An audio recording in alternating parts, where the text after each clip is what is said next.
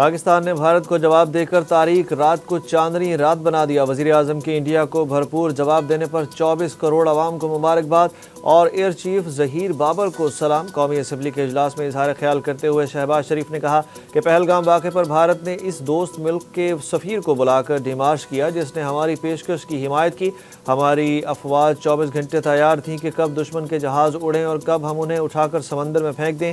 ہندوستان نے رفال جہاز خریدے ہیں جس پر وہ بہت ناز کرتا ہے، لیکن ناز نہیں کیا جاتا، اللہ تعالیٰ کے فضل کے ساتھ اعتماد کے ساتھ دشمن کا مقابلہ کیا جاتا ہے۔ انہوں نے کہا کہ 29 اپریل کی رات کو پاکستان نے رفال طیاروں کی کمیونیکیشن کو لاک کر دیا اور دشمن کو سمجھ ہی نہیں آئی کہ وہ ہمارے ساتھ کیا ہوا۔ وہ فوراً واپس پلٹے اور سری نگر میں جا کر اترے۔ انہوں نے کہا کہ پاکستان کے اوقاف مکمل طور پر تیاری میں تھے اور ہمارے جہازوں نے پاکستان کی سرحدوں کو عبور نہیں کیا۔ ہمارے دوستوں کو پتہ چل گیا ہے کہ پاکستان واقعی ایک ایسا ملک ہے جس کی فوج فولادی ہے۔ کل کو ان پر برا وقت آیا تو وہ پاکستان کی طرف مدد کی درخواست کریں گے۔ پاکستان کا فوج کو بھارت کے خلاف بھرپور جوابی کارروائی کا اختیار دینے کا اعلان۔ قومی سلامتی کمیٹی کا فیصلہ۔ بھارتی جارحیت کا جواب کیسے اور کب دینا ہے، وقت اور جگہ کا تعین خود کریں گے، ترجمان پاک فوج نے واضح کر دیا۔ پاکستان نے انڈیا کے 5 طیارے، بریگیڈ ہیڈ کوارٹر اور کئی پوسٹیں تباہ کر دی۔ پاک فوج نے بھارت کے 7 ڈرون مار گرائے۔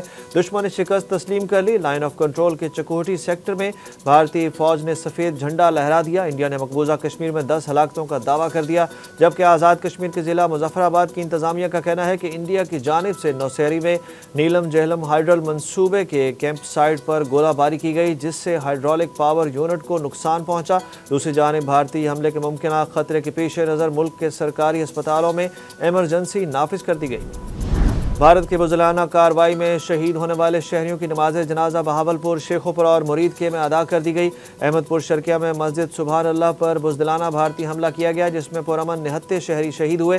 ذرائع کے مطابق شہداء کی نماز جنازہ اور تدفین میں شہداء کے لواحقین اور اہل علاقہ کی کثیر تعداد نے شرکت کی۔ احمد پور کے شہداء کی نماز جنازہ سرکاری طور پر ڈرنگ سٹیڈیم بہاولپور میں ادا کی گئی، جبکہ مرید میں بھارتی حملے میں شہید 3 پاکستانیوں کی نماز جنازہ بھی ادا کر دی گئی جس میں کور کمانڈر لاہور اور آئی جی پنجاب سمیت اعلیٰ افسران شریک ہوئے۔ علاقے میں فضا سوگوار رہی۔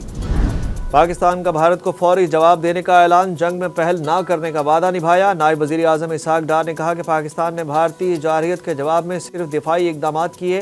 بھارت کے 75 سے 80 جیٹ فائٹرز نے پاکستان پر حملہ کیا۔ اگر ہماری ایئر فورس کو باقاعدہ حملہ کرنے کی ہدایت ہوتی تو نتائج کچھ اور ہوتے، جبکہ وزیر دفاع خواجہ آصف کا کہنا تھا کہ پاک فوج بھارت کی گزشتہ رات کی حرکت کا بھرپور جواب دے گی۔ بھارت نے سب جگہ عام شہریوں کو ٹارگٹ کیا ہے، نہ وہاں کوئی اڈے ہیں، نہ کوئی دہشت گرد یا ٹریننگ کیمپس ہیں۔ رابطے کے ذرائع کھلے رکھیں اور کشیدگی سے گریز کریں۔ امریکہ سمیت بین الاقوامی رہنماؤں کا پاکستان اور بھارت سے رابطہ۔ متحدہ عرب امارات کے وزیر خارجہ نے افریقین کو تحمل اور مذاکرات کی تلقین کی۔ چین نے بھی حملے کو افسوسناک قرار دیا۔ امریکی محکمہ خارجہ کے مطابق secretary of state Marco Rubio نے دونوں ملکوں پر زور دیا کہ وہ رابطے کے ذرائع کھلے رکھیں اور کشیدگی سے گریز کیا جائے۔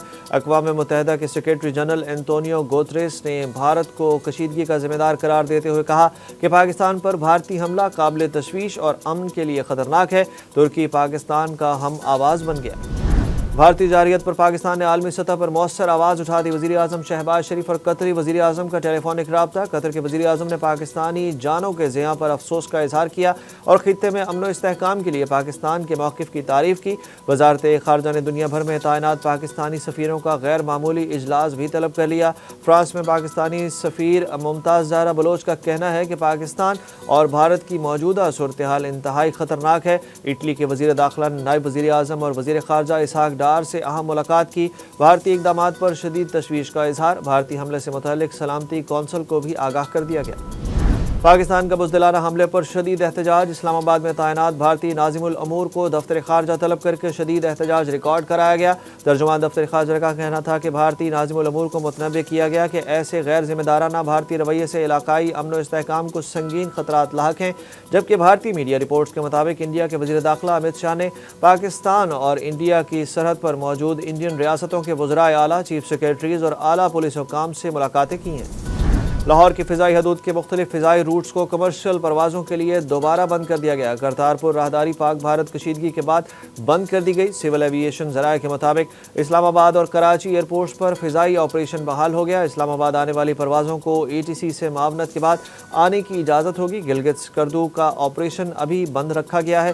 دوسری جانب کرتارپور راہداری کے حوالے سے شکر گڑھ انتظامیہ کے مطابق سکھ یاتریوں کو آج آنے کی اجازت نہیں دی گئی، جبکہ کرتارپور میں کسان اتحاد کی جانب سے آنے والا قافلہ بھی روک دیا گیا۔ بھارتی وزرائے اقدام پر پنجاب اور خیبر پختونخوا کے وزرائے اعلیٰ ایک زبان ہو گئے۔ مریم نواز شریف کا کہنا تھا کہ بھارت کا غرور، تکبر اور جھوٹا پروپیگنڈا آج فضاؤں میں جل کر راکھ ہو چکا ہے۔ پاک فضائیہ نے دنیا پر واضح کر دیا کہ پاکستان امن کا خواہاں ضرور ہے مگر دفاع پر کوئی سمجھوتا نہیں کرے گا۔ علی امین گنڈاپور نے کہا کہ ہمارے لیے سب سے پہلے پاکستان ہے۔ ہماری خوش قسمتی ہوگی اگر ہم غزوہ ہند کا حصہ بنیں۔ اس اہم قومی معاملے پر مشاورت میں ہمارے لیڈر عمران خان کو شامل کیا جائے۔ KPK کابینہ نے بھارتی جارحیت کا منہ توڑ جواب دینے کے لیے سیکیورٹی فورسز کو ہر قسم کے تعاون کی یقین دہانی کرائی۔ سپریم کورٹ نے فوجی عدالتوں میں سویلینز کا ٹرائل درست قرار دے دیا۔ حکومت کی انٹرا کورٹ اپیلیں منظور کرتے ہوئے آرمی ایکٹ کو اصل شکل میں بحال کر دیا گیا۔ سپریم کورٹ کے 7 رکنی آئینی بینچ نے جسٹس امین الدین خان کی سربراہی میں 7 رکنی آئینی بینچ نے مختصر فیصلہ سنا دیا۔ انٹرا کورٹ اپیلیں 5-2 کی اکثریت سے منظور ہوئیں۔ جسٹس نعیم الدین افغان اور جسٹس جمال مندوخیل نے فیصلے سے اختلاف کیا۔ عدالت نے 5 رکنی بینچ کے فیصلے کو کالعدم قرار دے دیا۔ فیصلے میں قرار دیا گیا کہ حکومت 45 دن میں اپیل کا حق دینے کے حوالے سے قانون سازی کرے۔ پاکستان میں social media plate form x کی سروسز 1 سال سے زائد عرصے بعد بحال ہو گئیں۔ سوشل میڈیا پلیٹ فارم فروری 2024 میں بند کر دیا گیا تھا۔ سینیٹ کی قائمہ کمیٹی IT قوم کے اجلاس میں چیئرپرسن پلوچہ خان نے بتایا کہ چیئرمین PTI نے ایکس پر پابندی کے خاتمے سے آگاہ کیا ہے۔ پاکستان میں ایکس کو رات کو ہی کھول دیا گیا تھا۔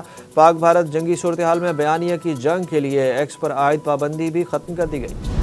حکومت نے سونے سمیت قیمتی دھاتوں اور جواہرات کی درآمد و برآمد پر 60 دن کے لیے پابندی لگا دی۔ حکومتی نوٹیفیکیشن میں کہا گیا کہ وفاقی حکومت قیمتی دھاتوں، زیورات اور جواہرات کی درآمد و برآمدات کا آرڈر فوری طور پر 60 دنوں کے لیے معطل کر رہی ہے۔ اسکیم کے تحت درآمد کی گئی قیمتی دھاتوں کو نہ تو ملکی مارکیٹ میں فروخت کیا جا سکتا ہے اور نہ ہی کسی اور مقصد کے لیے استعمال کیا جا سکتا ہے، صرف زیورات کی تیاری اور برآمد کے لیے استعمال کیا جائے۔